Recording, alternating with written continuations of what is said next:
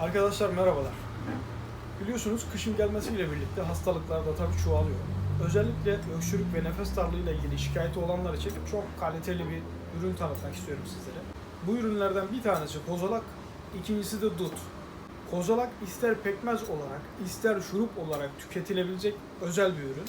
Yani biz kozalakları yeşilken toplayıp 2'ye veya 3'e bölüp hakiki karakovan balıyla beraber harmanladıktan sonra güneş ışığında yaklaşık 2 ay falan bekletiyoruz. Bu kozalak şurubunu meydana getiriyor. Sıvı bir şeydir. Tavsiye ederim.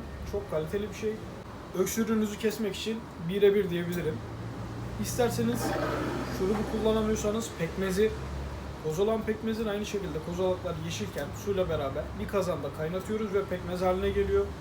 Kozalak pekmezi de çok güzel, şifadır öksürük ve nefes darlığınız için.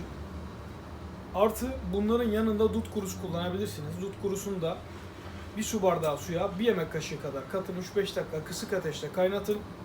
Ondan sonra suyuyla beraber taneleri tüketebilirsiniz. Bu sizin öksürüğünüze, nefes daralmanıza, bronşlarınızın temizlenmesine fevkalade bir şekilde katkı sağlayacaktır. Bu ürünlere ulaşmak istiyorsanız Trendyol'dan Samsun bitkisel kozalak pekmezi veya Samsun bitkisel kozalak şurubu veya Samsun bitkisel dut kurusu yazarak ulaşabilirsiniz. Şifalı günler.